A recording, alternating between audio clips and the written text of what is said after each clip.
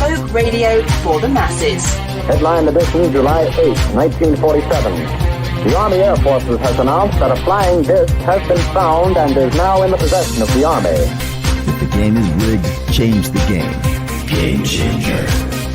I occasionally think how quickly our differences worldwide would vanish if we were facing an alien threat from outside this world. This is Fade to Black with your host, Jimmy Church, on the Game Changer Radio Network. Well. Good evening, everybody. How you doing? It is Monday. This is Fade to Black. That's right. It's Monday, September 25th, 2023. And I've got a very special show tonight. I'll tell you all about it here in just a second. Help support everything that we do by getting yourself a Fade to Black T-shirt. We have two. And they're autographed. They're autographed by Robert Clotworthy. That's right. He signs everything, but he signs my name. But they include free shipping. So that you got that going for you. Yeah, there's two ways to do it. The links are below. Help support everything that we do around here. Tonight, we are doing, this is AA. This is a meeting. This is a meeting. Hello, my name is Jimmy, and I've seen an alien, and I was abducted. That's what we're going to do tonight. It's our AA special, and now I am going to get straight to it. Normally, I get into long bios, and I do this, and I do that. But tonight, I'm going to do this one at a time, and then for the third person, we're going to have a laugh. But I'm going to bring in Robert Clotworthy first. There he is. And Robert. Hey, Jimmy. How are you, sir? Good. Hey, you sound great. You look great. That's all that matters. You know, nothing else matters. Live young, die young, leave a good-looking corpse. Yeah, that's exactly. Man, I got to tell you, before I bring in Nick, I was watching. There is a new special out about Ed Gein. Right now, I knew very little about that guy. I just know that he was like the first serial killer, right? And it's 2 episodes. I think it's on Netflix or something. It doesn't matter. I thought, oh, you know what? I'm going to give this a shot. I have had my fill of dead corpses for the rest of my life. I'm done, man. I'm done. I am done. It was only 2 episodes. Thank goodness, man. I couldn't have made it to a third. But I wanted to ask you before we get started, do you ever do, I was goofing around on camera for Robert a second ago. Do you do voice exercises? Do you do, tongue exercises? And yeah, occasionally I will. The tip of the tongue, the teeth, the lips. Yeah. Tip of the tongue. Sure. Yeah.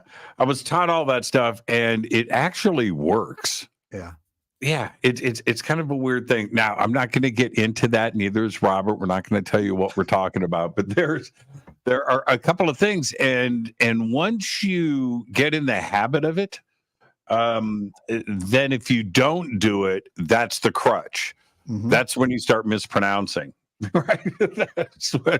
That's when things get a little bit funky for me. Same thing for you? Yeah, but I mean, do you know the the pen trick or the pencil trick? No, what's that? If you have to do like legal copy something quickly, you put like this in your teeth like this, and you say the words, and then when you take it out, the words are much more enunciated.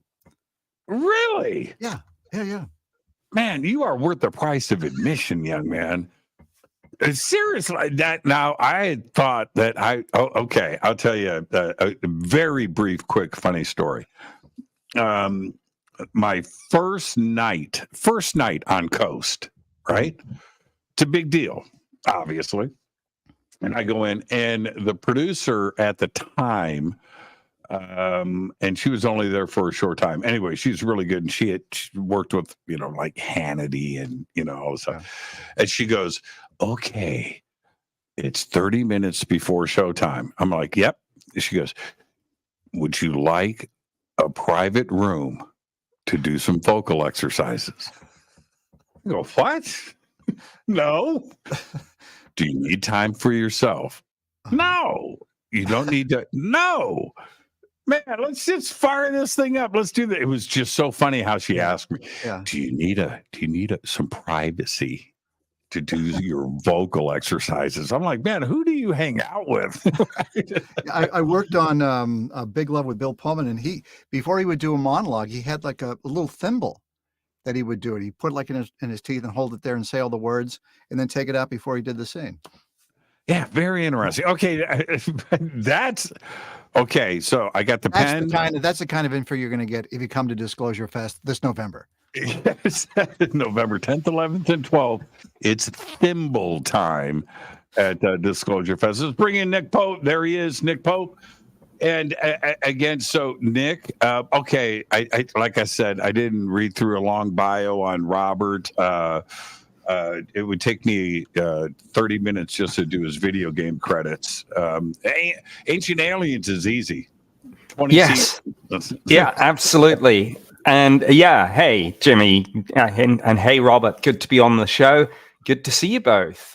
Yes. And yeah, as you say, Ancient Aliens needs no introduction. It's kind of one of those rare TV shows that's internationally recognized brand without having to do any intros. Okay, so Robert, talk about enunciation, right? So Nick and I just when I say just, we just got back from the UK and we were over there for a week and hanging out. And Nick and I definitely got our fill of each other. We're good for a little bit, but anyway, so Nick and I are on stage, and I say to the crowd, this is in the UK, this isn't the United States. Okay, so think of the crowd, right? And I'm loud, I'm stupid, I think I'm funny, I'm one of those guys. So I'm on stage and I say this to 1,000 people sitting in front of us. I go, nobody says issues like Nick Pope. and the crowd loved that. They got it, right? They got it. So for the rest of the week, every time Nick had to say issue, he would enunciate it, number one, and then look at me. And then we would laugh. Nick, they got that joke though, didn't they? They knew exactly what I was talking about. Oh, absolutely. Everyone has their little idiosyncrasies. Oh, I thought you were going to say issue. Everybody's got their own issues. Then I'll say it. And the issue, Jimmy, the issue is this. But also, even in front of a US audience, of course, they I would say love my British accent because, of course, I say things like Pentagon. Mm-hmm. And specifically, when I'm talking about Travis Taylor or things, I will say Skinwalker Ranch. And everyone, of course, loves that pronunciation. And everyone kind of ribs each other about it. So, as you know, we've just come off the back of pretty much 6 Ancient Aliens live shows in 10 days or whatever it is. And so there's Giorgio, William, David, and myself on this run of shows. And the kind of banter that goes on, the ribbing of each other's accents that goes on, not just backstage in the green room. No, far from it. On the stage, Jimmy, Robert, I'm not kidding you. So David comes on and William turns to him, and at one point William's talking about the pyramids, and William says, well, I sometimes think it's some kind of machine. And David, of course, just sort of rolls his eyes and says, all right. But we have this, and it's the same with Travis has been with us for some of the shows, not the current ones because he's at the ranch. But of course, Travis is well known for, hey, what the crap, man? Yeah, right. Does he? Let me ask you about. Does he lay that accent on thick? No. Does he? What you see is what you get. That is his accent. It's 100%. The way he talks in real life. You can be on the road with him on tour in Starbucks, and he will order a coffee like that, and he can be on stage or on TV and he'll be like that. What you see is what you get. Yeah, that's very interesting. I mean, Southern Nick, well, you're kind of a transplanted American now. You live here, can I say you just moved to the East Coast? Let's just say that. No, I don't mind. Everyone knows where I am now. I am right in the heart of New York City, Midtown South, 5 minutes walk from Times Square. Yeah, there. I've doxed myself. So people here in the States know, and this is a fact, people from the South know how to go from like 70% accent to 110, right? Where you don't even understand what they're saying. And they do it on purpose. They do it on purpose. Here's one interesting thing, and I can't go too far down this road for obvious reasons, but Travis and I were having this discussion, and Travis, of course, very storied guy. It was revealed that he had been asked by Jay Stratton to come on, Jay Stratton, director of the UAP task force, of course, to come on as chief scientist. So and of course that was not the first government work that Travis had done. And we were having this discussion, and I said, sometimes people judge people by their accent in a negative way. And sometimes people have this sort of elitist idea that you should have an Ivy League accent, whatever that is. And Travis and I were laughing at each other about this. And we said, in intelligence work, if someone thinks you're dumb and underestimates you because of your accent, you're halfway there before you've even done a thing. And so it's like, please underestimate me because of my accent. Bring it on. But, I'm not saying that anyone would do that, but you do hear that kind of talk. And it's just interesting, given that what you were talking to Robert about everyone having their different like ways of prepping for a show, for example, that this would come up. I think it's quite interesting. Now, David Hatcher Childress has, as everybody has noticed, is not here. And David, who I just got off the phone with, the three of us were all listening to that conversation.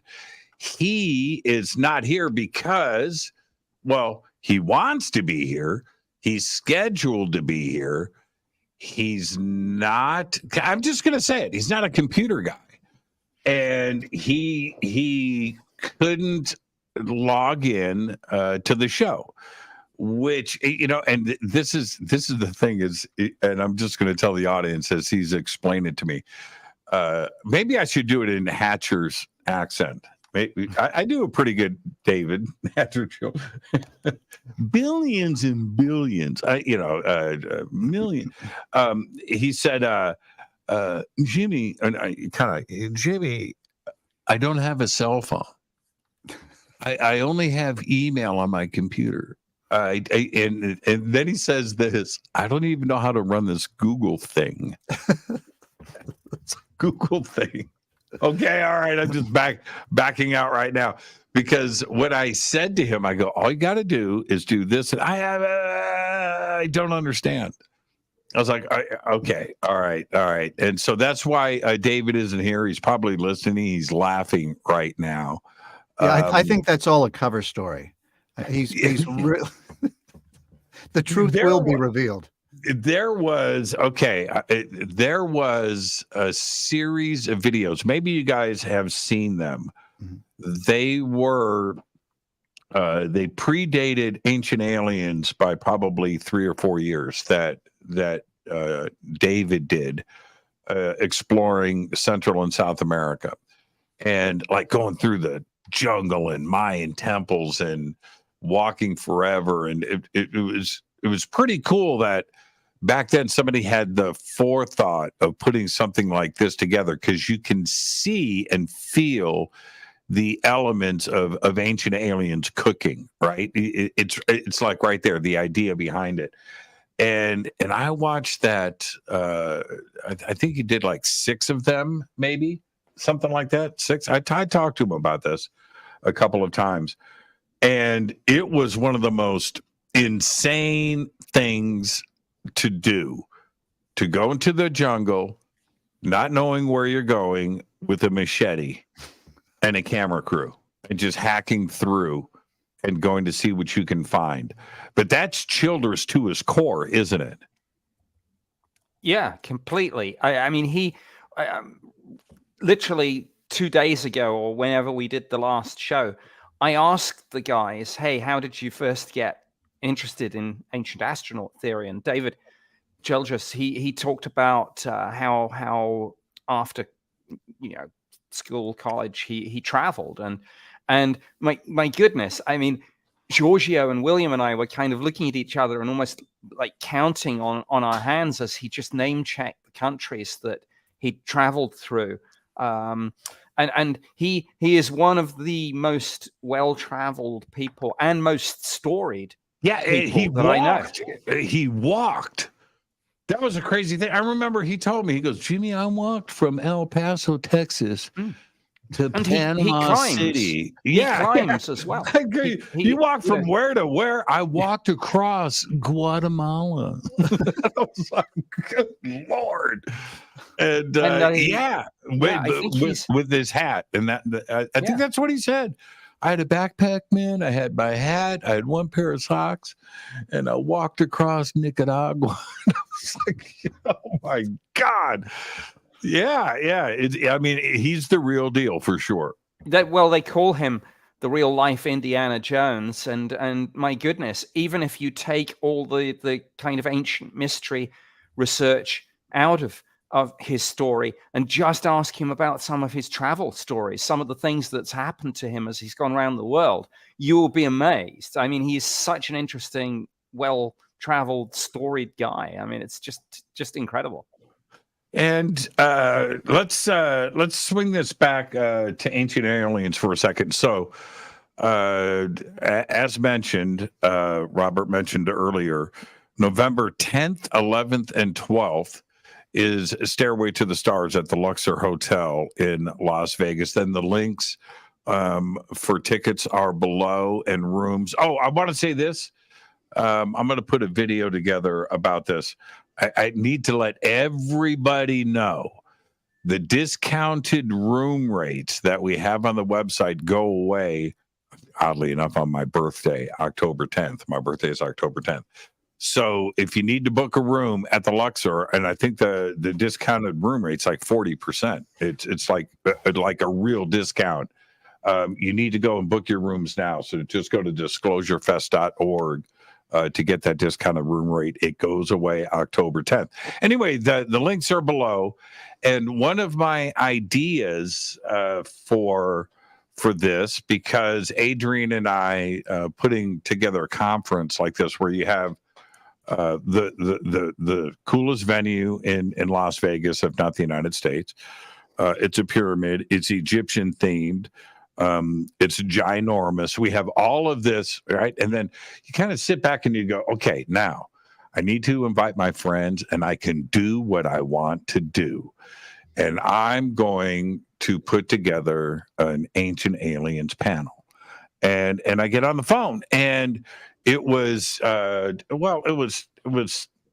easy to get everybody to commit. It was difficult to line up the dates, but we pulled that off.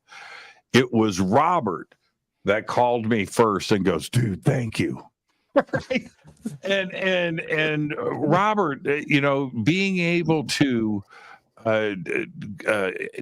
do something like this at the Luxor in a big room with that many fans and hanging out with all of your friends and getting to talk about this stuff, it's got to be the coolest thing, right? It's pretty special. Nick would know when we've done these alien cons in the past and we're all together, we're all really, really good friends. And the conversation is very easygoing. It's free flowing. It's it's funny. It's interesting.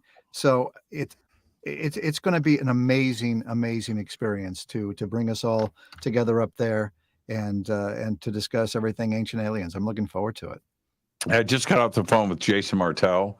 Wanted me to tell all of you hi, but the core group, right? This thing that has been assembled has been together now since 2008, right? Yeah, a long time. I mean, this is 2023. Yeah. Yeah, that's pretty crazy. How do you rationalize, Robert, 20 seasons in your mind's eye? You live in Hollywood. We're neighbors, right? We both live here. The idea of a second season of anything is the lottery. Right. Yeah. Get to season 2. That's the lottery. That's Powerball. That's like a $500 million Powerball winning ticket to get to season 2. Well, we have to season 20. Yeah. You're in the rarefied air. Oh my goodness. We owe a great debt of gratitude to Kevin Burns, who envisioned this and created this and saw, I guess, the potential in this. And he was also a master at putting together an amazing cast. Everyone on the show is an A personality. Everyone is incredibly charismatic. Everyone is well-spoken, interesting, and also really fun to work with. Everyone complements one another. It's not like a clash of egos. Everybody that's up there, even if there is a disagreement, it's a fascinating disagreement. And in this business, anything that goes a couple of years, I mean, come on, please. This show started out as a 2-hour special. That was it. That's all it was going to be. And here we are, 250, 260 episodes in. We're doing compilation episodes now where we're doing new openings, new endings, but compilation of some of the interesting stories that we've addressed in the past. And it just shows no sign of slowing down. Plus, when we started out, we were kind of the outliers. Now it's mainstream. The evidence that's coming out, I mean, Nick will is one of the inside men there. The information that's coming out is fascinating, and it's just like the floodgates have been opened. So I can see how it's ever going to slow down. We're the point of this spear. We're the granddaddy of them all. That's right. And I'm going to next month. It's weeks away now. I can't believe it. I'm going to Peru. And going back to episode 1, season 1, right? The Puma Punku episode, which is forever, right? That will never, ever be defragged out of my hard drive. And I'm going to Puma Punku. You know why I'm going to Puma Punku? Ancient aliens. That's why I'm going to Puma Punku. How many people go to Tiwanaku, go to Cusco, go to Puma Punku, go to Nazca because of Eric Von Daniken and the further coverage of ancient aliens? This is the impact culturally that the series has had, right, Nick? Absolutely. I mean, I mentioned earlier, it's got name recognition all around the world. I mean, one interesting thing about Ancient Aliens that I always think is you can have the debate about what genre it is, and I think the answer to that is it's multiple genres, but it's quite possible to think of Ancient Aliens in terms of being a travel show, because I think the fans get that wanderlust and they get that kind of, I want to go to the pyramids. I want to go to Puma Punku.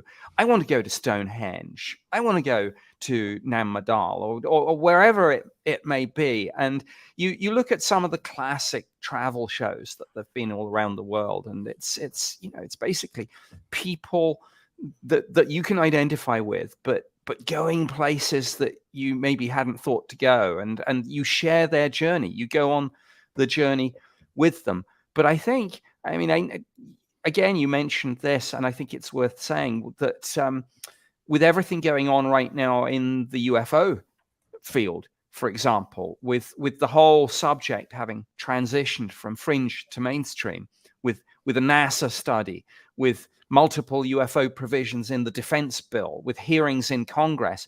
Ancient Aliens has, over the last few years, covered more of the modern stuff, and it acts as a sort of bridge between the ancient world and the modern situation with UAP. Robert, I'm going to tell you a funny story about Nick and other countries. Okay. And this is only being told because it's true. I was there. Okay. So we're on this cruise to Mexico, and Scott Walter, who we all love, he's one of my best friends, and Scott and I palled up with Sarah Breskman Cosme, who will be on the show tomorrow or Wednesday. And we had a little group of like 5 people, and we were looking for a big ship, like a real ship. And so, but we were looking for a place where we could just go, a bar where there was nobody at, everything's packed. And we zigzag around and we find this thing in the back of the boat outside of the theater. There's this and there was nobody there. So we go in and we're like, oh, cool. It's quiet. We can sit, we can talk. We belly up at the bar. Sitting next to me is like three guys. I don't know, but they're the only other people in this bar, and they're sitting next to me. And Scott and I are talking about the Knights Templar and UFOs. The guy next to me, who I haven't met, says, "What do you do?" I go, "What?" He goes, "What do you do? I've heard your voice before. Coast to coast?" And I go, "Really? Yes." And he goes, "Okay. That was Nick Pope on the ship I saw earlier, wasn't it?" and I said, "What?" He goes, "I can't believe it. It was Nick Pope. If you're here, that was Nick Pope. I saw him today. I was going to go up. I was like, oh my God, I told my brother, it's my brother right here. It was Nick Pope, Tom. I'm telling you." And that's my dad down there in the end. "Dad, it was Nick Pope." They were fighting over if that was Nick Pope or not. Forgot about that I was even sitting there.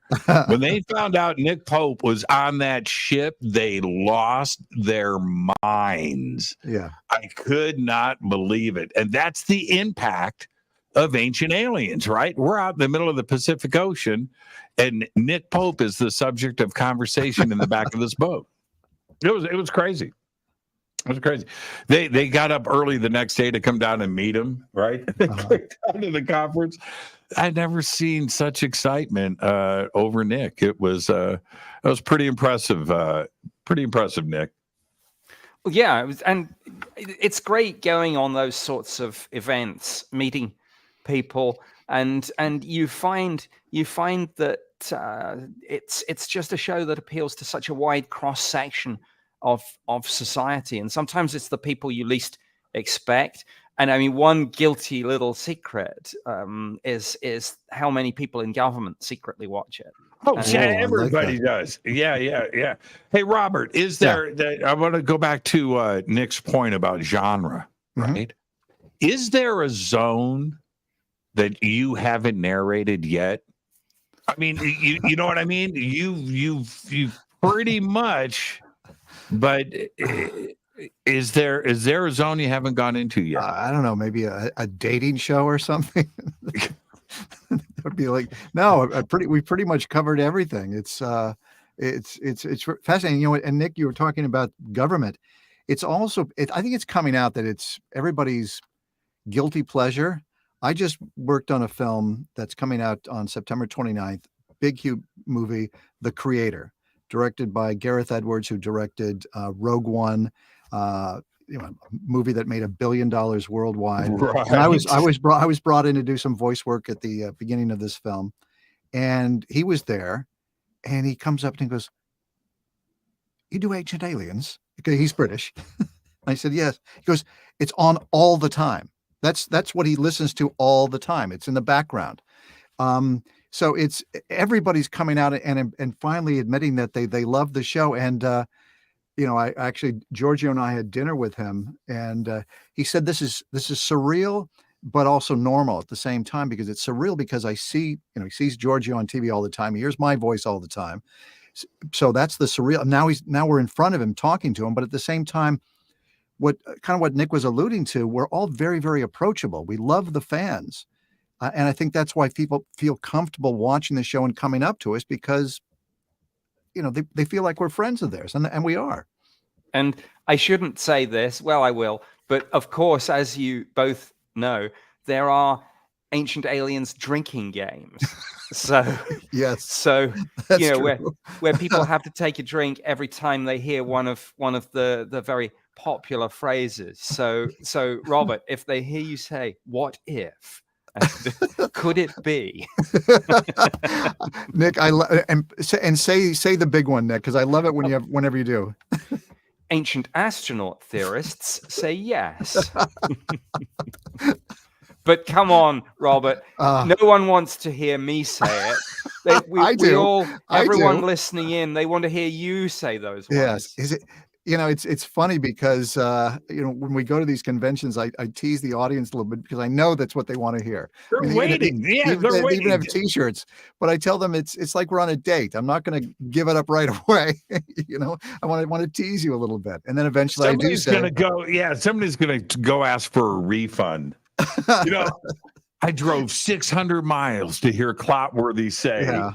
I bought these tickets 3 months ago, but it's really true. I mean, think about that. That's got to feel pretty special, honestly. Well, it's funny because, Kevin wrote those words, and I made them my own. And I have a good time each and every time I'm saying that, because on the show, because I know that the fans, the people that are listening, really like it for whatever reason. So when I say, is it possible?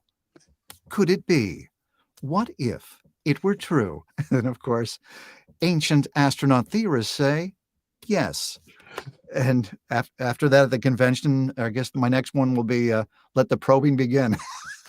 Well, hey, but Robert, you've got to tell the story. I'm sorry, Jimmy, I'm going to turn interviewer here. You've got to tell the story of the time, or maybe two, when ancient astronaut theorists said something quite different. Yes, they have said no. And the first time that I saw that in the script, I thought it was a typo. I had to stop the session. And they had, and Max and the producers. Wait. Yes. Pump the brakes. Pump the brakes. I need to understand. I know everybody's leaning in going, did Nick just say that? And so you're saying yes, ancient astronauts theorists say no. And I think we've said it 2 or 3 times. I think, Nick, you had a thing on Facebook where you were trying to figure out how many times it had been said. It's a trivia question, and I think it's happened. I think it's happened twice. Once in the Gulbekli Tepe episode, and we were having a debate on social media about what the other episode was. But I think somebody had some fun with that one, because the script, the narrative was something like, could any of this have a conventional explanation? Oh, yeah, right. Ancient astronaut say no. Yeah, that's a way of saying yes, but by saying no at the same time. But when I said it, there's such a thing as muscle memory. And I've said ancient astronaut theorists say yes, thousands of times. I don't know how many times I've said it. To actually say no, I could not form the word. It took a while. I had to cross that bridge. I'm in shock. I'm in shock right now. Yeah. Okay, what's the official answer to the trivia question?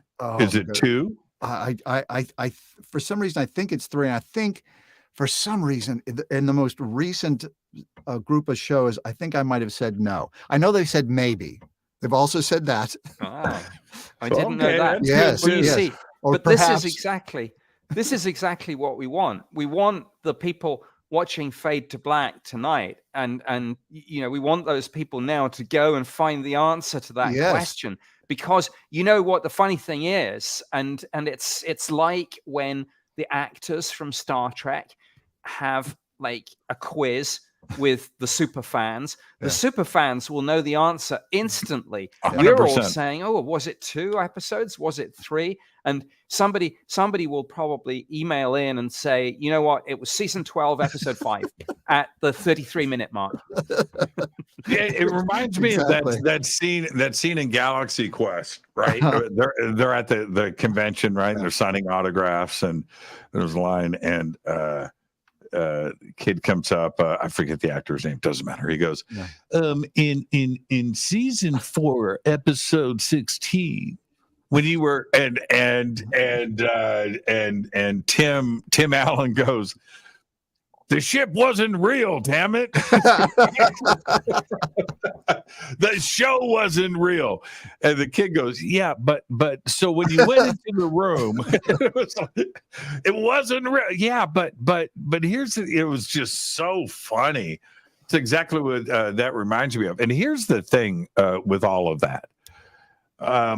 There has been and always will be, but there has always been the genre of UFO movies, alien invasion films, and things. They go back to the 40s, and well, like the first film ever made was, remember the moon shot with the bullet in the head or whatever.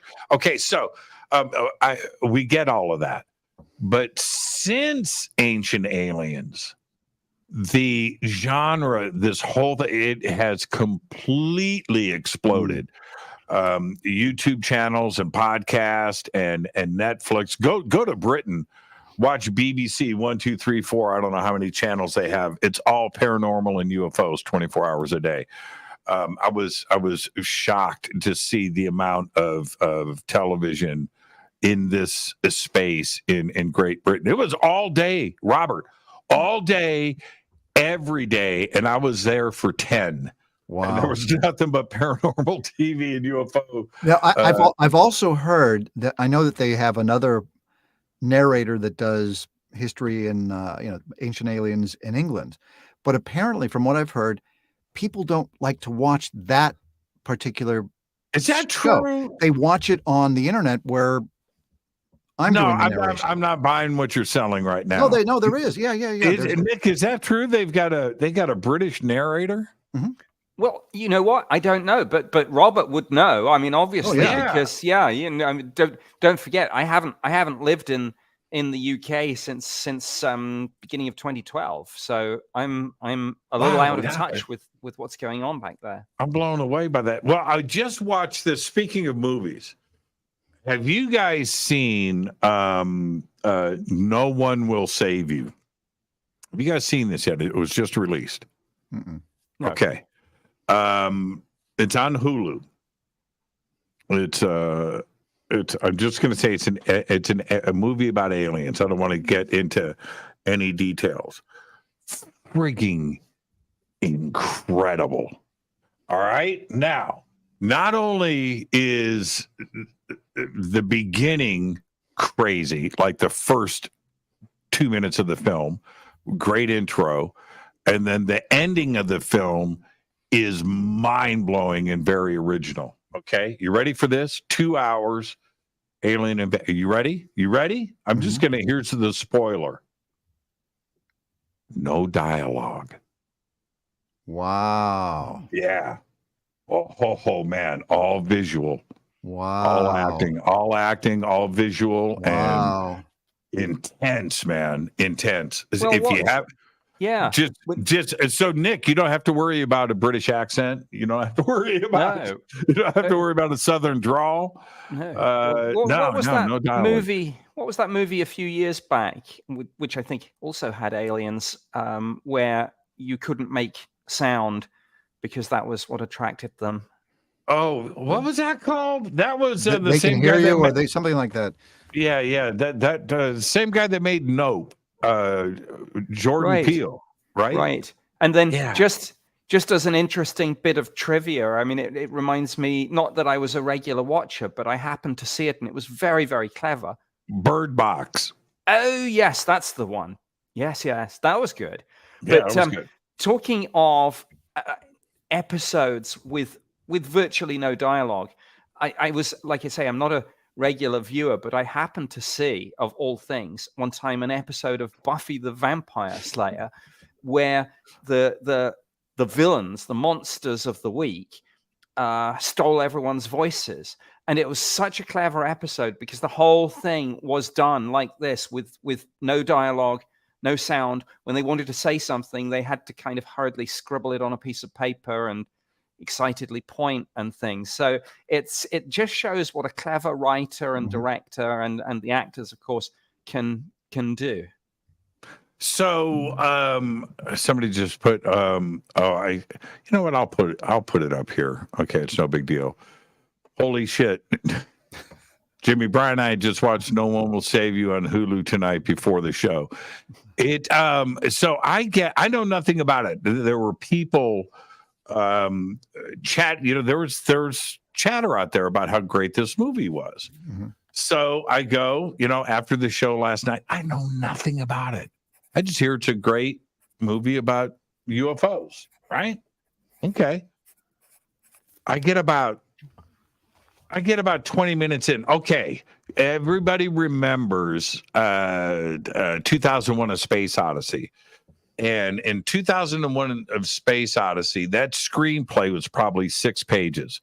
Well, the screenplay is 120, but there's 6 pages of dialogue. Right? That's it. If you go through the first 15 minutes, 20 minutes, 18 minutes of the movie, there's nothing, right? And then there's huge gaps throughout the movie where it's nothing but, right? You just got breathing.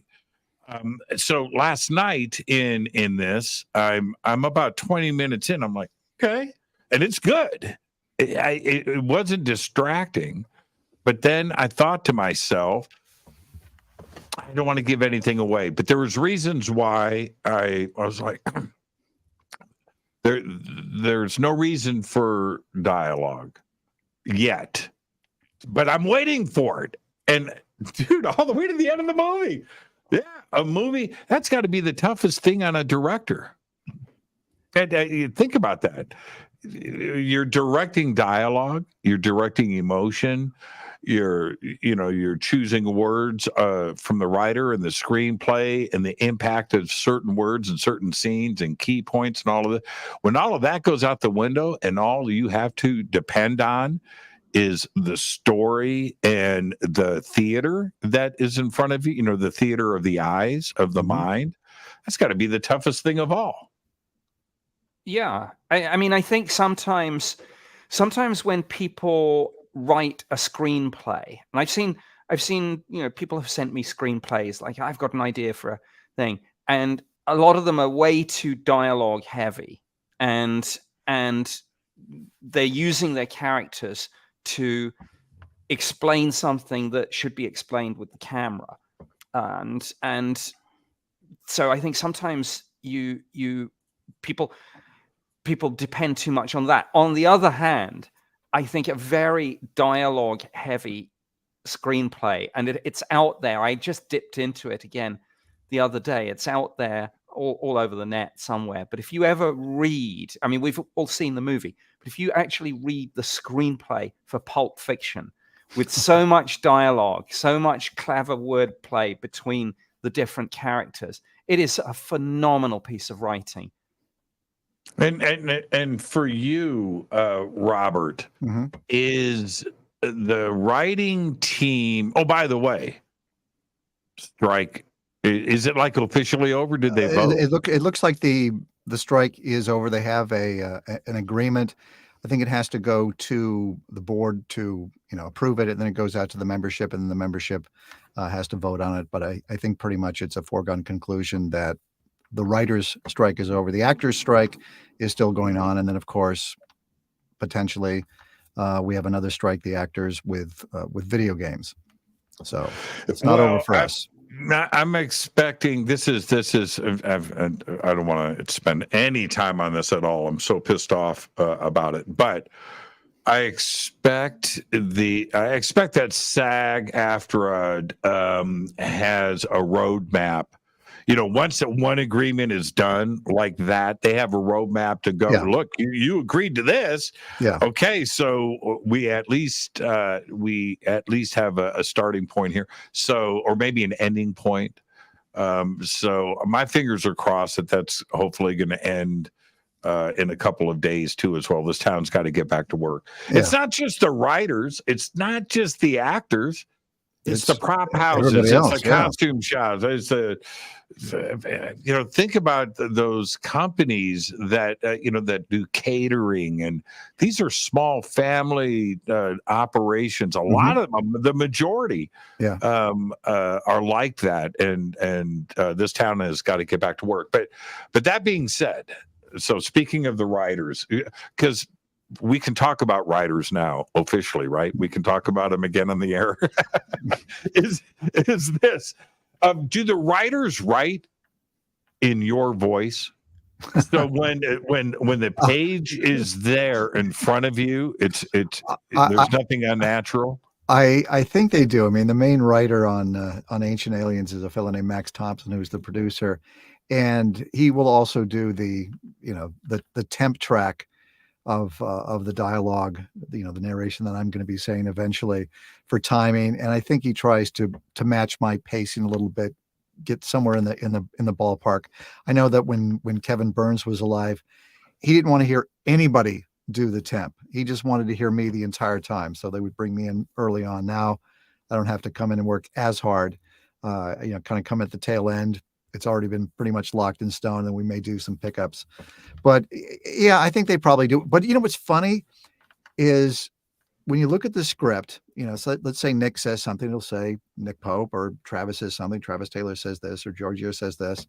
But when I come in, it's still after, 250 some odd episodes, it says narrator.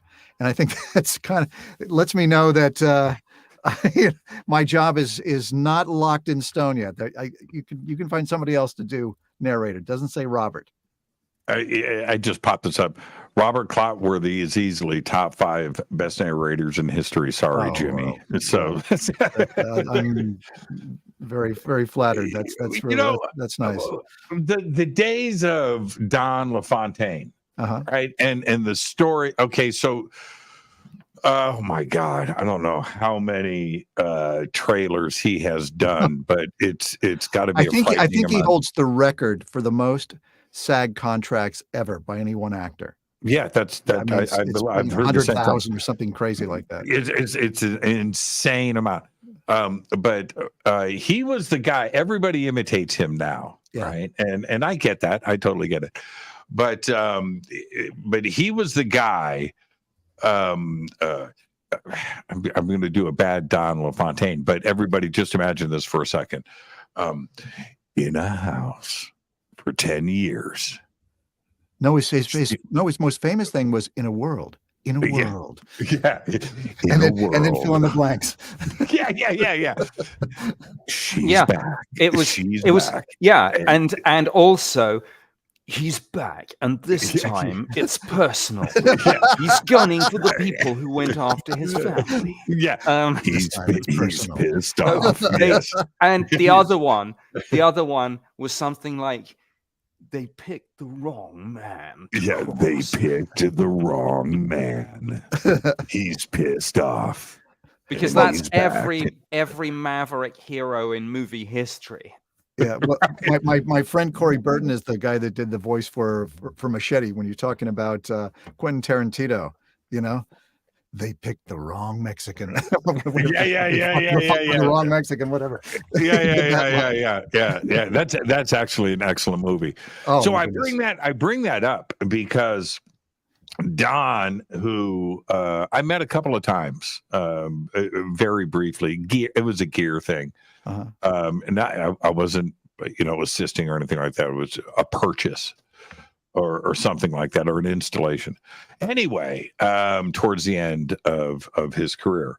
But the rumors, Robert, about there is a folklore about that guy in Hollywood that gets repeated over and over again. How Don would wake up in the morning, limo picks him up, Yep. and then he would do 15 minutes at each studio, right? That's A it. half hour, and limo drops him off at night, and he did 10 gigs that day. Oh yeah, but before he left, he would sit next to the fax machine and wait for the contract to come in. Then he would go. And that's see, and those days are gone. Yeah, yeah. For musicians, for a lot of things, the recording industry and technology, it's a different world. But for you, you still physically go to the studio? I like going into the studio. I mean, I'll do if there's pickup, something quick that needs to be done, I do it out of my home studio. But for the most part, I like going into the room, seeing the engineer. We're good friends. Having the producer come in. The day we're pretty much, I don't want to say on automatic pilot, but we do have a routine. And we go in there, let's say the session starts at 10. The first 15 minutes, we're just kind of talking, getting to, what'd you do yesterday? How was your weekend? That kind of stuff. And maybe tell a couple of jokes. Then we go in and do the session and move on and have lunch. But there's something wonderful about being with people. It sparks my creativity. I'm able to see their faces as to what they're happy with. I call myself the last line of defense when the shows pop up, because if there's something that doesn't make sense to me or I think is inaccurate, I'll question it. And maybe sometimes I'm right, sometimes I'm wrong. And but you can't get that if you're separated. We're social people.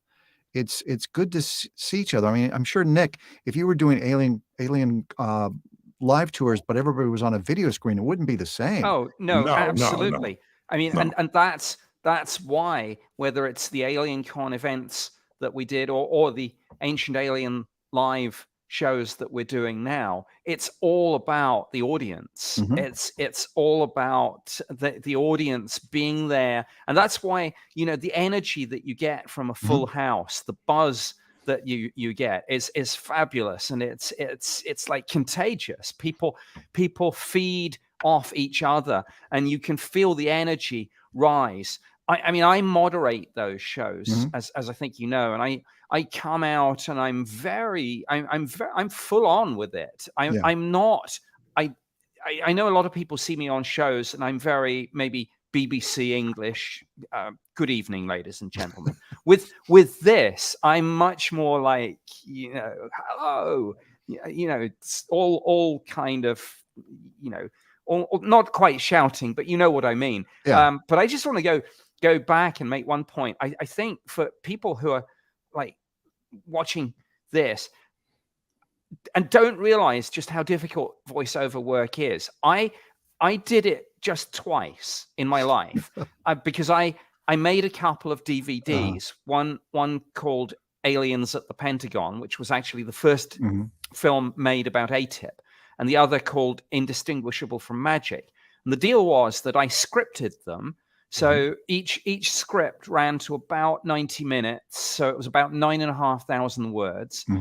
But then I narrated it. And in addition, I filmed some pieces to camera in front of a green screen. But I did that thing that Robert was just talking about. I went in to the studio with the director and the sound engineer and all the kind of heavily insulated equipment and things. And people might say an actor has to be word perfect. A narrator has to be syllable perfect. Oh, and yeah. they will stop you and make you go back if you're a little heavy on, say, if you say Pentagon and it's a little bit too much like that. You'll hear in the headset, cut, take it back, and it is hard work. It's challenging. I mean, for me, it's most common direction I get is the D's and the T's. The D at the end of the word and the T. Let me ask you something, Robert. Do you and the audience, please? This is a very interesting question. Okay, so just focus on what I'm about to ask Robert. He's going to totally get it. Do you speak past the microphone? Oh yeah. Oh yeah. Yeah, me too. When I work with students, I tell them that it's important that the energy has to be out here. This is where you're talking, not here. It's got to be there. You got to, and it's not so much projection. It's more, intention has to be there. So yeah. Yeah, I speak past the microphone. And so, and like for me, right? So the microphone's over here. It's pointed at me, but my T's, my explosives, my puzz, they go they're going this way. Yeah. If I was going puh, puh, puh, my P's and my T, you would hear, no, you speak past the microphone. And it doesn't matter what the position of the microphone is. So I'll grab. Let me grab. we just lost Jimmy. Jimmy's been abducted by aliens. I got way too many microphones. Okay, so here's an SM7, right? Okay. So when I say speak past the microphone, everybody. So here it is. And this is sitting here. You speak into this. See, sure, you speak into here, right? But you don't speak like this. You speak like this, and you're speaking past the microphone. If it's a Neumann, that's going to be like, of course, Robert's got some kind of TLM 2103 Telefunken. Oh, I get a U87, just a simple U87. Okay, a simple U87, which I have over there. You want me to get up a second time? But a U87 is the same thing. You speak into the side of it where the diaphragm is, but you're going to speak past the top of it. And that's so I'm saying that to all of you podcasters out there or future radio host and everything. Don't speak straight into the mic. Yeah. You don't do it. Yeah. Speak past it. Yeah. In NPR, there's actually, you can look it up, how they specifically mic you with a U87 for NPR. And it's like off to the side and it's like at an angle like this. So you're talking this way, like you said, but it's picking you up over here. But that's how they do it. Yeah. Have you seen Ted Lasso? Of course. Yeah. Okay. Have you seen that? You've seen the soccer announcers, right? You saw the little gizmo they have on the top of the microphone. Yeah. Right. It touches their right here between the lip and the nose, and they put the microphone right, and they can't move it anywhere closer. And it goes, beep, and that's it. And that's how, and it's the funniest thing ever. I thought it was pretty, whoever invented that was actually pretty smart. Yeah. So back to the I want to stay on this though. Nobody will save you. So to have a movie about aliens, especially in Hollywood, that's the easiest thing to get greenlit. It pretty much is. If you're going to go off track and you're going to do something or love story, it better be really, really good. It's tough. Any alien invasion movie is going to get greenlit. It seems like it's a sure thing. But then to do something like this with no dialogue and to have pop culture, to have society grab onto it, that I think that says a lot about the genre itself, UFOs, aliens, contact, ET, and where the mindset is of the world. They actually got this. I don't think this film would have been a success 10 years ago. Either one. Sounds, it's I'm going to watch it now on that recommendation. But it's amazing if you look at the whole genre of science fiction and you think of the immensity of the spectrum. Just in terms, for example, of the extraterrestrials themselves, that you go from Spielberg's cute and cuddly ET at one end to the alien movies on the other end, and you would say that obviously something like Alien and all the sequels and The Thing, and I'm talking about particularly the John Carpenter remake. That's sci-fi horror crossover. And why? Let me ask Robert about this, because Robert, you've done a lot of narration, of course, but you've also done acting. Oh yeah. I mean, so and by the way, there's quite a few images of you and Going way back to yeah, the early 70s. there's a lot. I had no idea, actually. Well, I did have some idea, but when you jump into it, you've got a lot of acting credits. And is that considered as an actor? Would you consider that a subgenre, the science fiction horror film? Yeah, I would think so. I mean, because they try to, it's Aliens meets Goodfellas. They try to pitch it and try to get it as simple a concept as possible. That might be interesting. Aliens meets Goodfellas. That would be a fascinating movie. But yeah, so I would agree with you.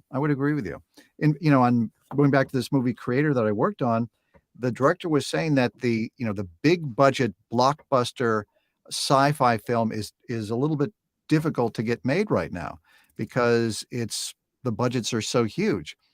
He was able to do this movie for, I think, like $80 million, and it looks like it's a $300 million movie, and it's going to be a huge hit. So I don't think that the interest in those movies is ever going to wane, but it's just a matter of are the studios able to come up with the cash to come up with them? They want to do movies that tentpole movies like Marvel movies, something that's going to have sequels. And you know what's weird? And in just a second, I want to talk about the Peru mummies, because in a lot of ways, I think Ancient Aliens has influenced what's going down right now. So we'll swing back to that. But this is what is crazy: $1 billion movie, but less than $1 billion is like bumming people out. Right? It's gotten to that point. Barbie. Yeah. Barbie? Really? Now, I haven't seen it yet. It's still $24.99 on Amazon Prime for rent, and there's just something about that. I'm not going to do that quite yet. When it came out, Oppenheimer came out as well, and everybody was calling it Barbenheimer because you had to go see one to see the other. That's right. And Oppenheimer and Nolan has to be so happy about that. Yeah. That they were released on the same date. Normally, right? That's what you don't want. You don't want to go up against something. Yeah. The two movies as opposite as it gets, right? Goodness, yeah. Barbie and nuclear bombs, right? Okay. So, but anyway. The two supported each other for a couple of months. Yeah, that's just but $1 billion. Every Marvel movie makes $1 billion. Yeah. It's crazy to me. It's just nuts. What do you guys make of these Peruvian mummies? Have you guys covered that yet on Ancient Aliens? Not on any of the episodes that I've done, and of course, this latest story. Although the roots of this story go back some years, the latest twist in all this, of course, only goes back a week or two. And I must confess that although I was asked by News Nation to do a couple of quick reaction interviews, like, what do you think about this? Over the last few weeks and months, I've been so deeply immersed in really drilling down into the story of what's going on with the US government, the military, and the intelligence community at the moment, with the hearings in Congress, the UAP provisions that are going to go into, hopefully, the 2024 National Defense Appropriation Act, that I have not had time to do a deep dive into this. You know, those people who know me well know that I often quote an old saying in the intelligence analysis community, where when you're confronted with something like this, the phrase is interesting if true. And, I see something like this and interesting if true, because let's be honest about it. We've been here before. I think we all remember the Roswell slides and previous so-called mummified remains that didn't pan out. But look, the answer to this is very simple. People talk about tests having been done, and that's fine. Well, write up a paper, get it peer reviewed, get it published in a top journal like Science and Nature, and then we'll know. Yeah, that happened on Monday. I'll circle back to that point, Nick. Have you been following this story, Robert? Not so much. Like Nick, I've been. I was going to say I've been very. You guys are working. No, I have not. I've seen little bits of it. Seen some of the photographs because they were up in Mexico, right? They brought them up. Yeah, Jaime Maussan got in front of the Mexican Congress at the legislature. Had a panel there, 9 or 10, maybe 11, I don't know, maybe a dozen speakers lined up. And it was 4 hours long. I did a live broadcast with Christina Gomez with this. It was a long 4.5 hours, by the way. I'll just let you know. But anyway, to be color commentating for that long, I was like out of gas. Yeah. Anyway, about 2 hours into this, he wheels out a couple of mummies on the stage and starts presenting the testing that was done. Now, these two mummies that he brought on stage, this is the crazy part about this story. And Nick, you'll remember this. This story originally broke, Robert, back in late 2017 into 2018, and I found myself knee deep in the middle of it, broadcasting with Coast to Coast and Fade to Black and covering the story. And as it was like it was a big deal. It was a big deal then. It's a big deal now. Well, anyway, there was a set of mummies there. Some were from Nazca, right? 2. 1, Maria was the really big mummy. Nazca, and the other mummies were from Cusco, and they were small. They were like this big, really tall, thin, elongated head. The whole crazy looking. And when I say mummies, they weren't wrapped. They weren't Boris Karloff. These are skeletons that are covered in this white clay powder. Anyway, they were given to and taken possession of the National University in Peru. That was 2018. The story kind of ended. They're being studied by the university there. They're locked away. Jaime... This is 2023. So 5 years later, Jaime is in front of the Mexican Congress and wheels these two mummies out on stage that are supposed to be at the university in Peru. And I know what happened. The president of the university is watching this live broadcast, right? Those are mummies? Check and see. Are they still in the vault downstairs, right? They go, the mummies are gone. They're gone.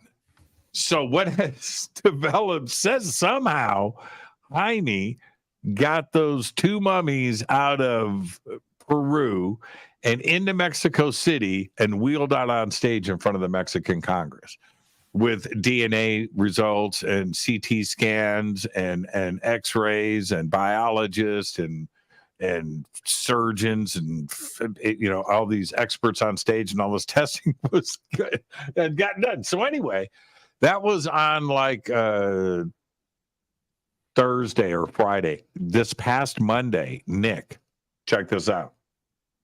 It was announced. What's today? Today's Monday. So a week ago Monday, last Tuesday, press release comes out of Mexico from the Mexican Navy.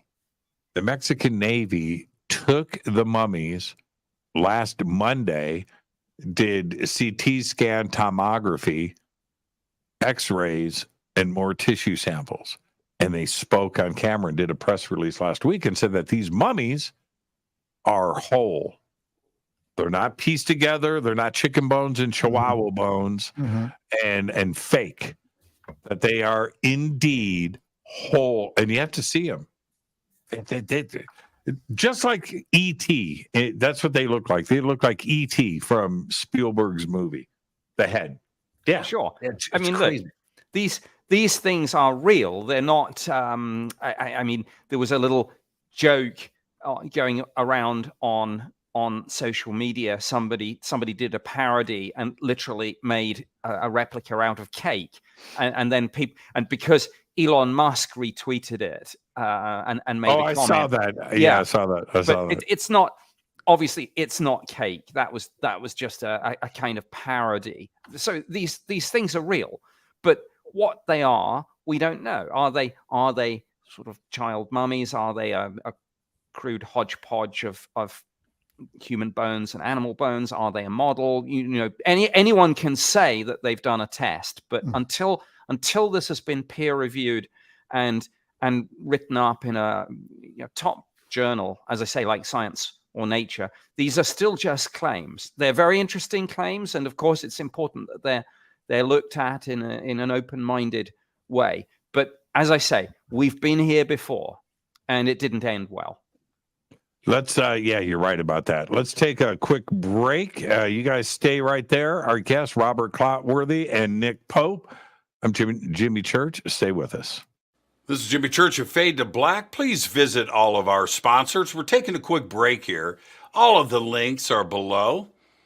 We'll be right back. Join us November 10th, 11th, and 12th, 2023. Live at the Luxor Hotel and Casino on the Las Vegas Strip. As Disclosure Fest Foundation and Fade to Black Radio presents Stairway to the Stars, a Human Origins Science and Technology Expo. With live talks, lectures, and workshops by world-acclaimed researchers and authors featuring topics like human origins, ancient technologies, indigenous teachings, workshops, a mass meditation, yoga and sound healing, music, and so much more. This is Jimmy Church, by the way, and I'll be your host all weekend long. Don't miss our intimate sky watch and meteor shower over the infamous Area 51 airspace in Rachel, Nevada, with special surprise celebrity hosts guiding us through the night. This event will sell out. For more information and tickets, please visit disclosurefest.org. Hi, everybody. Jimmy Church here. Very special announcement, and that is we are shipping Fade to Black T-shirts again. It's been almost 2 years. We did a full upgrade to the website, so you can head over to jimmychurchradio.com. It's all simple to do, and it's right there. Remember, we broadcast 4 nights a week, Monday through Thursday. We bring you the best, the brightest, the most knowledgeable and amazing guests, the best conversations. We do that 4 nights a week. We also do 4 days a week. We broadcast the news, and we do that live too as well. It's not a one-man show. I do it with website support. I do it with producers. I do it with writers and artists. All contribute to the show. The best way to help support what we do here is with the Fade to Black T-shirt. And you can get your Fade to Black T-shirt one of 2 ways. First, go to jimmychurchradio.com, order a shirt. It's really that simple. You're going to get a tracking number, it's going to get shipped, and it's going to get autographed. The second way to get a shirt is with a Game Changer membership. Now, the Game Changer membership not only includes a free T-shirt, but you get a private email to me. You get unlimited commercial-free downloads. You have full access to the website, and everything includes free shipping, and everything is autographed. So help support the show. Get your Fade to Black T-shirt today. The links are below. You can just go to jimmychurchradio.com, and it's right on the website. So there you go. I'm Jimmy Church, Fade to Black. I'm so excited that I just have one thing to say. Go Beckley Teppy.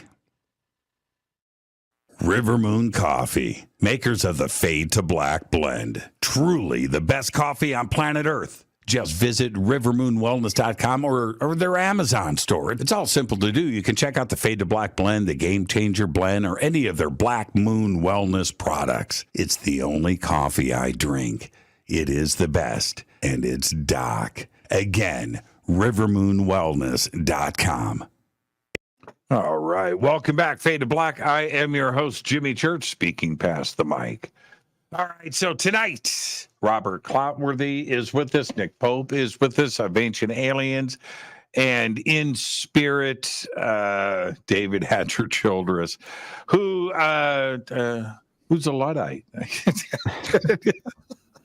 Just going to say it, man. He's proud of it, too. That's the thing. He's like, man, I'll never... No. He said, yeah, but of course he will be at Stairway to the Stars. Oh, yeah. That's where we can catch up with him, and of course with William Henry as well. Yeah, and it's Jason Martell. Jason Martell. The idea behind all of that, the team. But was anybody really, Robert, I'll ask you first. Mm-hmm. Was everybody really prepared for the success of the show is one thing, but the thirst for knowledge from outside of our community, right? I think the world all is interested in this in one degree or another. It's not just the UFO community that watches Ancient Aliens. It expands way past that. Yeah, I think one of the magical things about the show is that it touches on something that is very innately human. When you look up at the sky at night and you see the stars and you wonder, am I alone? Is there anything out there? What is out there? That's very primal. It goes back to when our ancestors first came out of the caves and looked up. So it's something that I think everybody identifies with, everybody questions, everybody's curious, and everyone is looking for answers. I think we're curious as a species anyway. And here we are with this show that is presenting these ideas and these theories, and we don't preach. We say this is what the evidence says. You can accept it or not, but here's what the Sumerian tablets are telling us. This is what the Egyptian hieroglyphics are telling us. And you bring Nick Pope, you bring Travis Taylor, you bring Georgia, you bring these incredibly credible people out there, and it's something that just connects. So you see, Nick, you see it when the audience is there. They're hungry for this. It's not just like they're going to a musical concert and they're going to enjoy a show. No, there's something else that's motivating people to come and be around the show. And Kevin was a genius in that he just was able to touch on that very human aspect of it and present it in this amazing way. Hey, Nick, let me ask you this. Robert brings up a really good point. Are you and the team and the producers and it's a big organization. Are you guys cautious about presenting something as fact, or are you always asking questions and allowing the audience to go and find their own answers? Well, I think everyone is cautious, yes. And it circles back to earlier in the show when we were discussing, of course, some of Robert's best-known catchphrases. And those are, could it be? And what if? There are question marks at the end of those statements and the material that follows them. So it is not, Robert nailed it. This is not preaching to people and saying it is. It's saying what if. So I think nobody likes a preachy show. Well, some people may do, but I think a lot of people are a little bit fed up with being told what to do and what to think. So, but that's a whole nother story. There's a whole nother show there. But I think more generally, again, circling back to what Robert said about this being primal, one of the biggest and most profound questions we can ask. Are we alone or not in the universe? Related to that, are we being visited? Related to that, who are they? Where do they come from? And then tie in the sorts of spiritual questions that people like William Henry would consider, and not necessarily spiritual in any conventional religion sense. Just sort of, who are we? What is, almost, where did we come from? Where are we going? What is the meaning of life? Well, okay. You bring up a great point, because since episode 1, season 1, and by the, I think the first 3 episodes were 2 hours each, right? And then cut back to 1 hour, which kind of bummed me out. Actually, I was digging the 2 hour version of it, but since then we've got the James Webb Space Telescope. Since then, we've got all of these exoplanet discoveries. Since then, we have, of course, the government and the media and UAP this and task force that and witnesses coming forward. Since then, just last week, talking about ancient alien theorists, this blew my mind. Last week, it was announced in Zambia, of all places, they found an intact wooden house, 479,000 years old, predating Homo sapiens sapien, allegedly, right, by 200,000 years, something that wasn't supposed to exist, right? And if we would have continued in this narrow mindset, there are no other planets outside of the solar system, right? Life outside of our solar system is indeed rare. Everything started 3,000 years ago. You know what I mean? 5,000 BC or 3,000 BC. Don't talk about anything before that. Now, everything is older than that. In fact, it's pushing back into the ice age, and the exoplanet count is getting higher, and we're getting visitations. All of these things have happened since Ancient Aliens first season. And I don't think that that's a coincidence. I think that the interest is there and the public wants to know.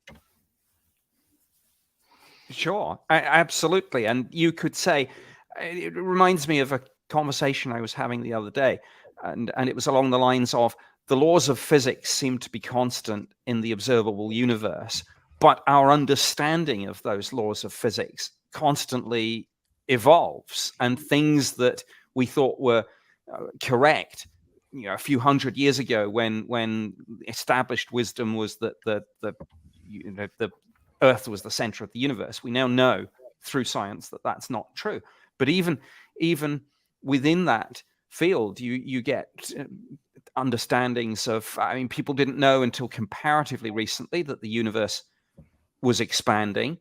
And so that led to the Big Bang Theory and of course, inflation.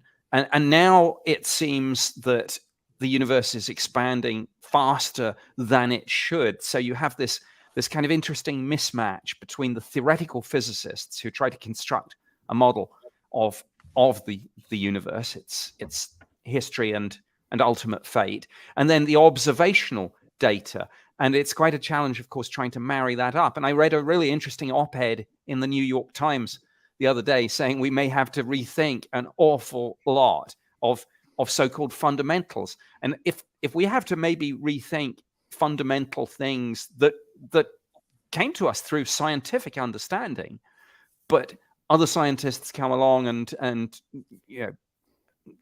basically upgrade in the theories and things. Almost every field of human knowledge, you can say the same thing. Our understanding constantly changes and evolves. We find new things. So whether it's astronomy, archaeology, theoretical physics, whatever it may be. And that's always the challenge. And frankly, the fun sometimes is having your beliefs upended. And now some people, of course, some people react, some people dig their heels in and they're very wedded to the old model. But a good open-minded thinker will be, no, bring it on. If a new discovery makes us rethink, for example, human history and the timeline of our history, and if a new set of observational data make us think, wow, even Big Bang Theory, which is comparatively new, might have to be rethought. Well, they're talking about that now. That's Robert. Let me ask you about this. You know, the recent conversations that are going. One, it's like the unheard of conversation is actually being entertained, and that is maybe the Big Bang. It just never happened. Right?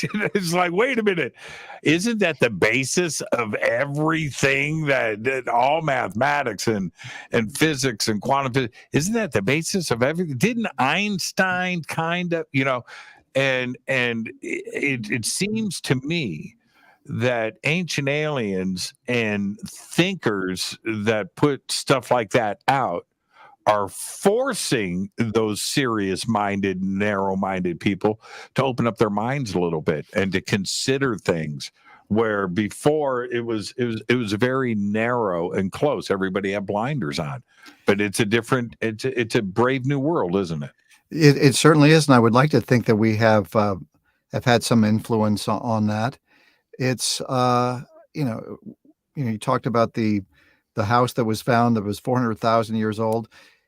They always seem to find something older, and when they dig, we've not hit that I guess beginning.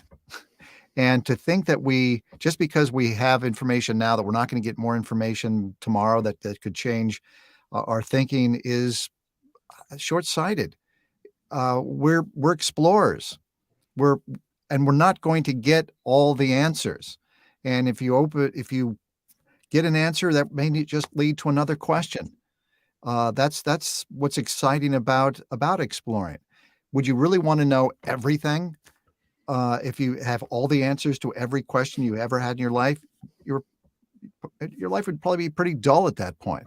It would suck, actually. Yeah. It's exciting not knowing what's going to happen tomorrow.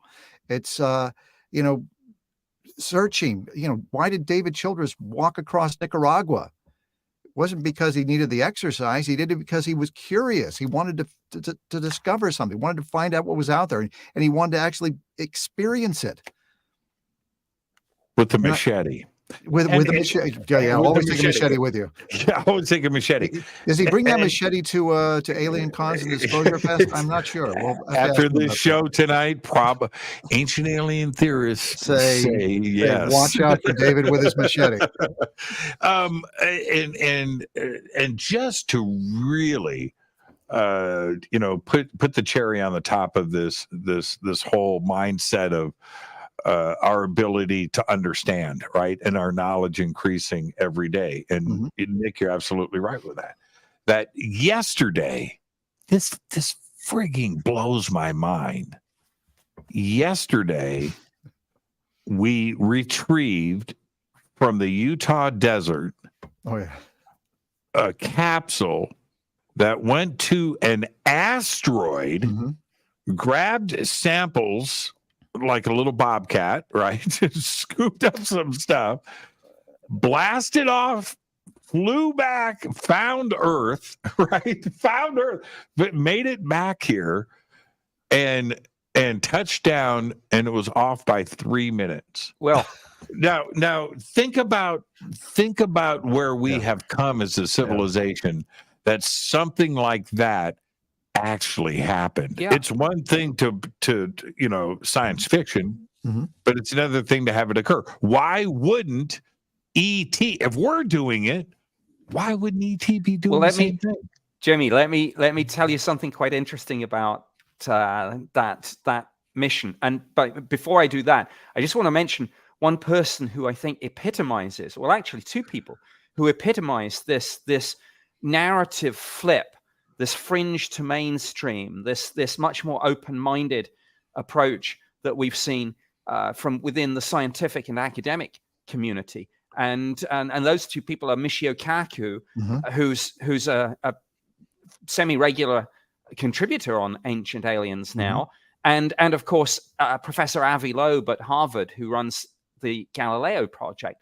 Well, a few years ago, them doing what they're doing now would have been unheard of. But now, Impossible. Yeah. Michio Kaku has done a real change of mind on the whole UAP issue, and that's really refreshing to hear. And it's all about, as both Michio Kaku and Avi Loeb say, at the end of the day, it's all about data.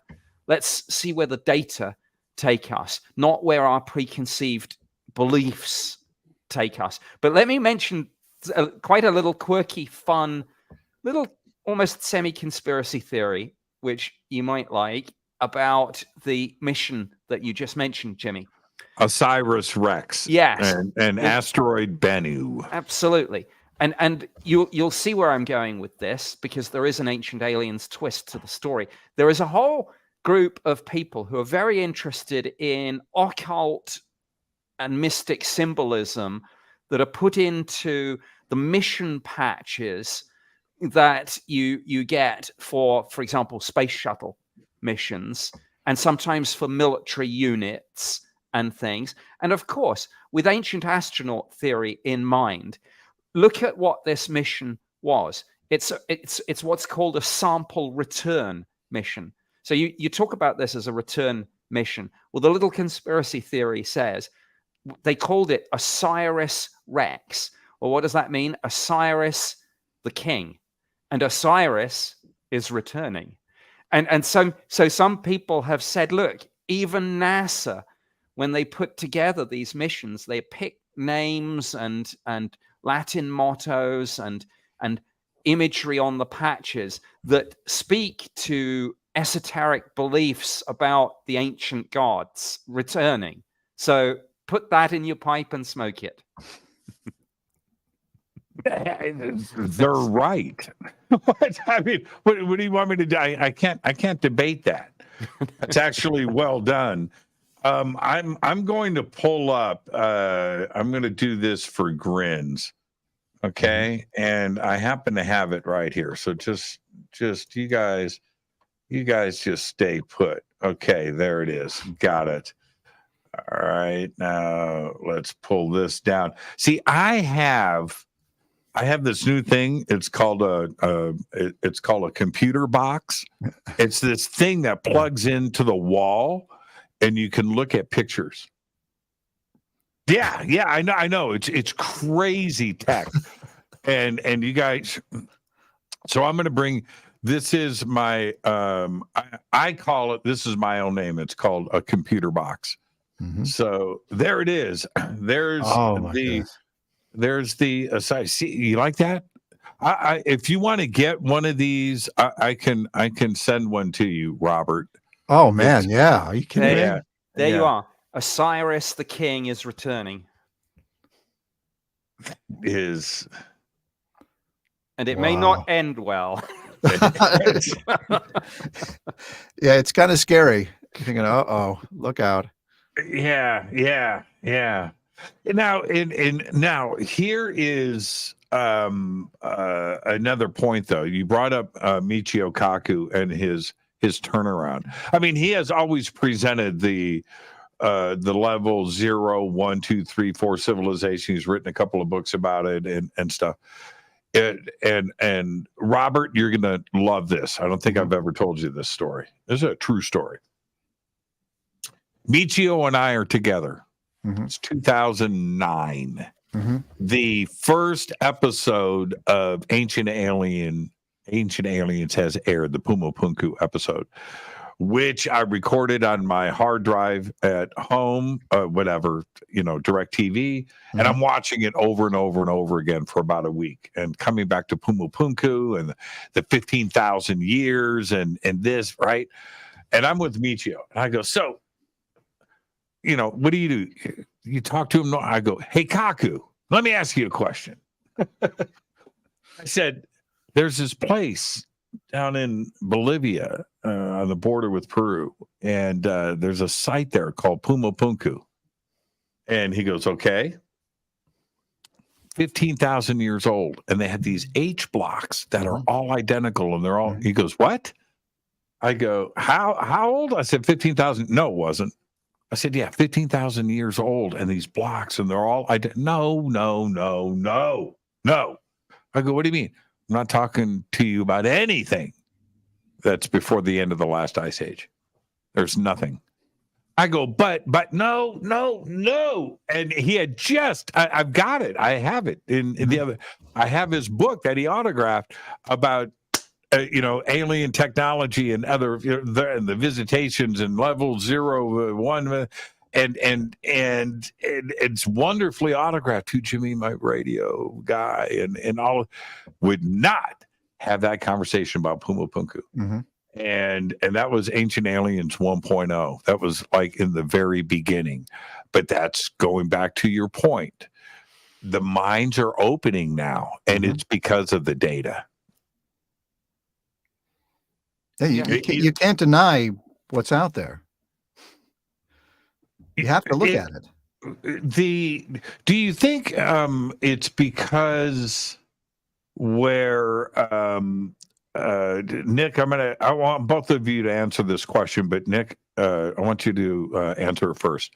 Do you think it's because the data now is so vast? Right, we know, with Hubble and with the James Webb Space Telescope and TESS and ground-based telescopes, where the galaxy count of the universe, with the planet count on the inside of that, where we know that every star now has a planet. So now it's a trillion in each galaxy, right? Like our Milky Way. Times a trillion, times another trillion. That's a big number, right? We are getting to a huge number. And then things like Bennu carrying DNA on it, and RNA, and fundamental sugars, and the basic sugars that make up life is flying around the universe on asteroids. This is the kind of data that Michio Kaku and others can't deny anymore, can they? No, they can't, and it's. I think now they're embracing it, and as you say, these are the chemical building blocks of life, and as you say, somewhere between 100 million and 400 million stars in our Milky Way galaxy, and upward of 100 million individual galaxies. As you say, we are into trillions upon trillions of stars, and almost certainly planetary systems. And we don't know, of course, we still don't know precisely the mechanism by which life actually started, but there are only a finite number of basic building blocks in terms of say the periodic table, and then the laws of physics, as I mentioned earlier, seem to be constant in the observable universe. And I know it's an old cliche, but roll the dice enough and eventually the same set of numbers will come up. And unless we thought there was something almost literally magical in a Harry Potter way about Earth that makes us unique, actually we should be quite ordinary. And as you say, the more we look, the further out we see, the more ordinary in a way that we look. And it's been going that way for hundreds of years. And it's actually probably quite a good thing, a little humility. I think back before the age of reason, before the Copernican revolution, we were very much sort of with the old religious view of Earth being at the center of the universe, and we thought we were really, really important. Turns out that we're not. We're just an ordinary little rocky planet orbiting a fairly common type of star, and there are probably trillions and trillions of other places just like here, and maybe out there on a million of them right now. There are radio shows going on like this discussing this very question. But maybe some of those civilizations have got to the point where they know the answer. Yeah, but they have better narrators. Not better than Robert. They do not have that. They don't have that. So there's probably a trillion of me out there at the very least. And saying no instead of yes. But here's the thing, though, Robert. And I love being cavalier, but Is the data so strong now that where you have somebody, I'm not bagging on them, but if you look at different physicists around the world, the rock star physicists, and there's a lot of them, Brian Greene and Sean Carroll and Michio Kaku and Neil deGrasse Tyson, where some will kind of entertain these ideas, but others are just steadfast. But they also reserve the right to change their mind too. Do you see a day when those like Neil deGrasse Tyson or the Sean Carrolls of the world will be accepted, have acceptance of the data and start talking about this out in the open? I think it's inevitable. It's hard to give up on the old ideas. Plus, it's difficult to go outside of what is accepted, to come up with to accept a new idea or concept, because nobody wants to be considered kooky. Nobody wants to think, oh, you know, he's lost his mind or she's lost her mind. But I think that as more and more evidence comes out, you can't deny it. So yeah, in a simple word, yes, I do believe there will be that day. It has to be. What I'm going to go to Nick first. The same question again, though, for you, Robert. Mm-hmm. We had David Grush, of course, make some pretty amazing statements to the Congress under oath, sworn testimony, that our government, the United States, is in possession of flying saucers. I'm paraphrasing, but you know, it's just so everybody understands exactly what I'm talking about. That we have flying saucers, and some fly, some are being reverse engineered, and then he capped that off on live television under sworn testimony to say that we also have the pilots as well. We've got alien bodies on ice. What do you think the Congress thought of those kinds of statements? Again, right, under oath. And is this something that you take serious? Nick, you first. Yes, I take it very seriously because of the enormity of these claims and the societal impact if any of them turn out to be true. And so they must be investigated.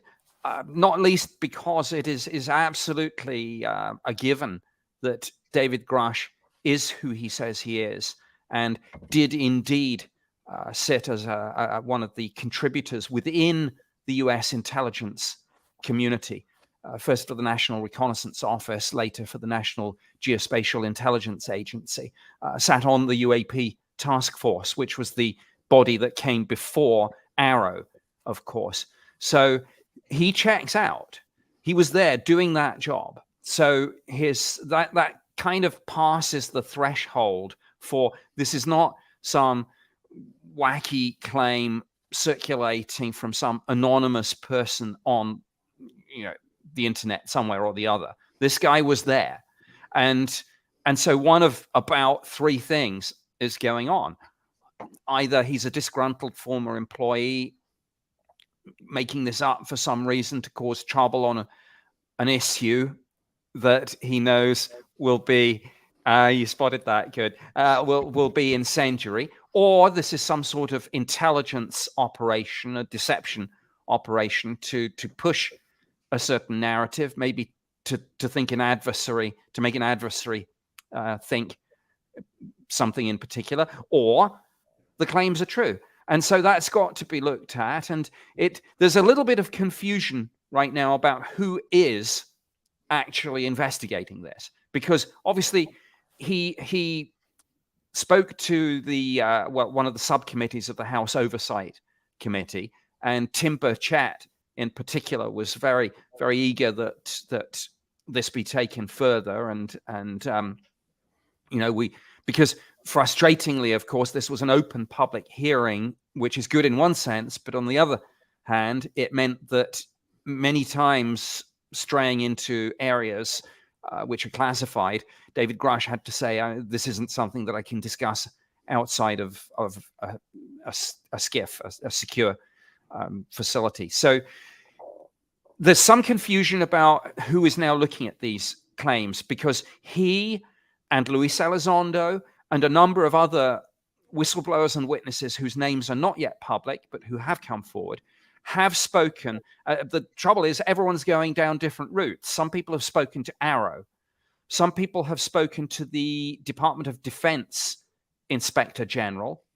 Some people have spoken to the intelligence community Inspector General, and some have gone to Congress, and some have gone to a combination of that. But just to round off this point, even within Congress, it's confusing because there's the Senate and the House. There are the oversight committees, but there's also the armed services committees. There's the intelligence committees. So there's a lot of fingers in a lot of pies here, and I think we need a little bit of clarity on who's doing what. Now, Robert, what did you make of David Grush's statements? I find all of it, like, first of all, I want to say, Nick, you are just so amazing to listen to. Your knowledge, I learn something each and every time that I'm around you. Thank you. And I've had personal experiences. People have come up to me who have, seems to be inside information or firsthand knowledge, and they've told me stories about not only alien craft that are there, but how they operate, that they work via the mind. It's not like you have a set of controls, and that there was a test pilot that actually crashed one because he kind of lost control of it. I've had another friend tell me that a buddy of his was a test pilot. Actually, he flew one. So are they out there? I think that they are. I think we do have technology that is not of our planet, that we've reversed engineered. And I think that, I've had people come up to me at conventions and tell me that they were privy to certain information, that a lot of the technology that they've had, we can't even imagine the scope of how advanced it is. We just get little bits and pieces of information that comes out, like all of a sudden everybody's got a GPS on their phone, or that kind of stuff. How are we making these huge advances in technology without, I don't want to say having some help, but having some something that we can study? And so, yeah, ideas, an idea. Yeah. That's all you need is an idea. You just got to see something, and go, oh, okay, we could do that. Yeah, and you can ask the question, why is it being hidden? Well, it makes sense why it's being hidden, because it's pretty freaking powerful. Well, tomorrow on the show, I have another UFO whistleblower, Mike Herrera. It's a really big deal that he is going to be on the show tomorrow. And he, just like Nick was just saying, he's been dealing with the Senate Intelligence Committee. He's been dealing with Congress. He's been dealing with DC. And he's got just like Grush, he's got a pretty amazing story to tell, and that verified background, right? It's all right there. But he said one thing that stuck with me, and I just had dinner with him, right? Or had dinner. And I said, so why now? And he goes, I'm just going to tell you, man, I was sitting on this stuff for a long time, but it was the Gillibrand Amendment. And as soon as that was in there in the NDAA last year, that I would be protected, I felt okay coming forward. He said, but man, it's been rough. The whole experience has been rough, even with those protections that are there. But there are plenty of people just like me that are now willing to go ahead and step forward.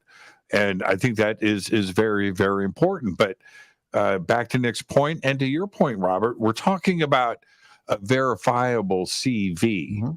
Why would somebody... Now, I'm not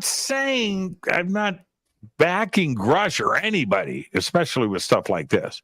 But I do have to be reasonable and back up and consider, why would somebody go live on TV in Congress under oath and say those things, because that is a career killer, that is a future killer, that's a reputation killer.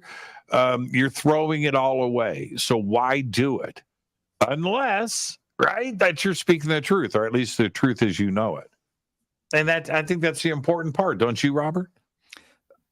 Yeah, you look for the reason why. Why would somebody go in front of Congress and say this? And Nick, you gave your three options, and the one that makes the most sense is that this is their truth. They experience it. They're telling you what it is they saw, what they know. Now, Nick, you come from that background, right? You come from the spook background. Well, nothing is more of a generalist, to be honest. Most of what I did at the Ministry of Defense was being an analyst and a briefer. But you're in that circle, yes. Right? You're in that circle, and you're in that circle where everybody in the cafeteria is frigging whispering. All right, now, that's the truth. You come from that background, and so the point that you make, I think, is something that we should really take account of, which is who he worked for, when he worked for it, and what his positions were. Mm-hmm. This isn't somebody that's claiming this stuff. This is different. He's been doing this stuff, mm-hmm. and that is something that needs to be absolutely out front. And let me just make it abundantly clear. I mean, Congress does very vigorous vetting of the whistleblowers who are coming forward. And I don't know the precise process, but you do not get through the door to speak to these congressional representatives before the staffers have checked out your backstory to make sure who you are. And you certainly do not testify under oath in Congress if you're just some guy making up a story about UFOs. No, the vetting that goes on before you even hear mm-hmm. that testimony in the hearing is pretty watertight. Why have we not heard anything after these hearings? I mean, I watched it, and they would say, well, I can only tell you in a skiff, or right. How come some of these senators or Congress people haven't come out and said, hey? Yeah, there's a couple of reasons. Firstly, as I alluded to, I think there's a little bit of confusion about who mm-hmm. has the lead mm-hmm. on all this, with all these different entities getting involved in some aspects of the allegations. Another thing is that the moment you get into anything which is really highly classified, it takes a heck of a lot of time to do this vetting process, because you can only speak to people who have like, you have to have lawful authority to disclose classified information. So you have to, and if you're dealing with it above a certain level, the number of people who are actually cleared and read into the specific programs. I mean, we could talk about the so-called Gang of Eight, for example, but just getting the person to people who have sufficient clearances to hear it is an administrative nightmare. And as I mentioned, all the vetting that has to go on in the first place, there's a lot to do. And it's not as if there aren't other things going on in the world too. There's also, okay, so I mean, we saw in Mexico City, we had the press club thing a month or two ago too as well. We had the hearing in Congress, David and his interview on News Nation and Ross Coulthard. All of this, right? And it didn't end there. Last week, NASA comes out with their press conference about their report and their own investigation about UAPs. And Robert, you just brought up why hasn't Congress mentioned this? Well, James Fox got up last week and asked the first question at that press conference. James Fox goes, are you going to be transparent? And then another journalist got up and said, what about David Grush? And Bill Nelson, got dark. He got dark. He said, I can't comment on people's dreams and imaginations. And that was coming from Bill Nelson talking about David Grush and crash retrievals and alien bodies. It's weird how the government is dealing with two and NASA technically is a civilian branch, right? It's a civilian operation, but they are our government's space agency. Make no, let's not fool around here. But Bill Nelson himself says, you know what, dude's crazy. What did you make of that, Robert? Oh, my first thought is, are they closing ranks? Is that kind of what's happening? Yes. Yeah. You feel that? Yeah. Like somebody got to Bill or, has somebody gotten to Grush? He's been he's done a few things, but yeah. Are they closing ranks? Yeah. I had a conversation with Giorgio last week, and he was saying, where's David Grush now? Where is he? Yeah. And Burchett seems frustrated, and it seems that there's still stuff going on behind the scenes with the Senate, but about being out front on this, are there going to be more UFO hearings? Congress says no, they're done with it. Right now, there are going to be more. Sorry to interrupt on that. There are going to be more hearings. Okay, what do you know? Well, certainly, Burchett is not the only one who wants to take this further. What I'm hearing from people is that the timeline is not locked in, but there is an aspiration to have more hearings because, of course, there are huge unanswered questions about all of this. There has to be. Robert, have you heard anything? Are there going to be more hearings? Is the Senate? I have not. No, this is news to me. But I would anticipate that they would have some more. Would make sense because I think people are demanding that. They want to know. Now, wouldn't the Senate? And we're at the end of the show, but I need your opinions on this. Robert, do you think that the Senate would handle it? Now, I thought like Congress and Burchett and everybody there asked some pretty serious questions and very direct questions.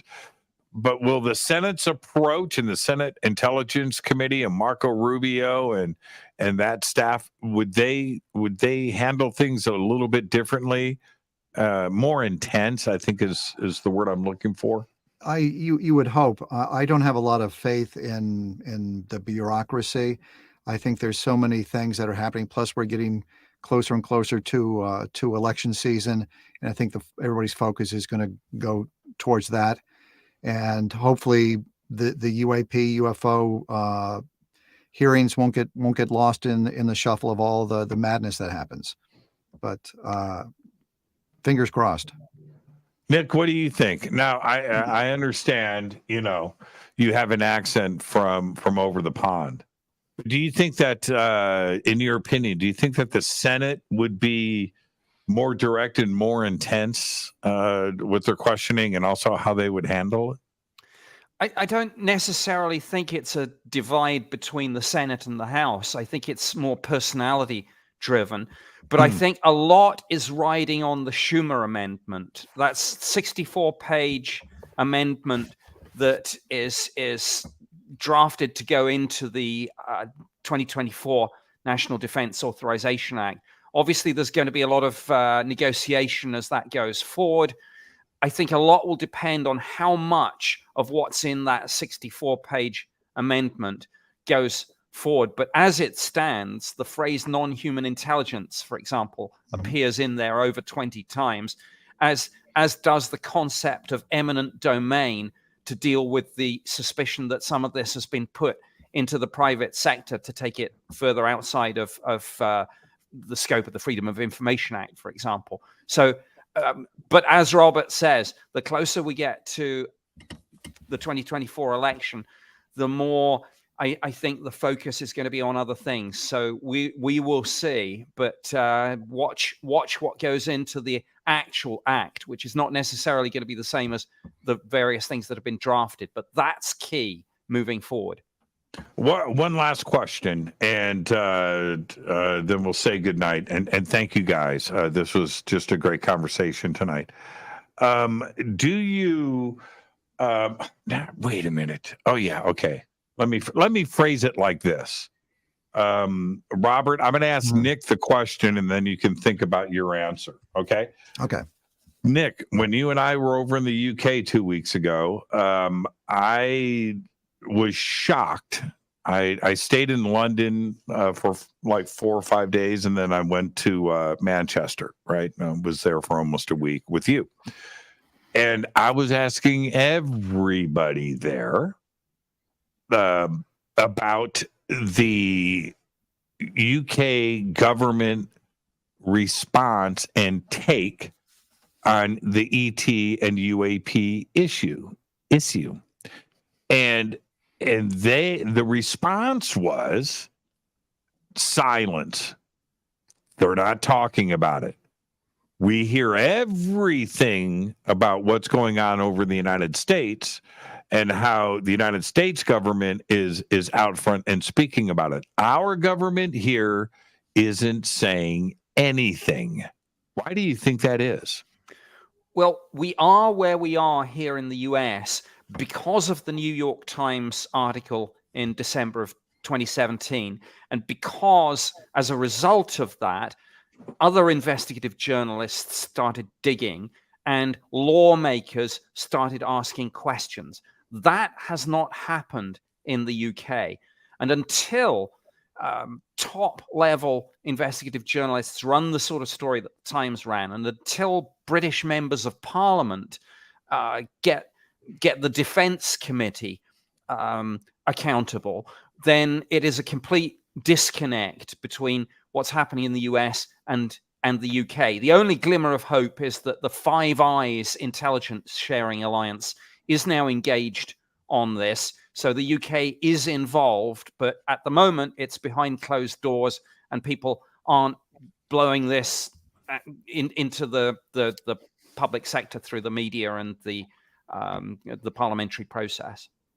And Robert, same question to you.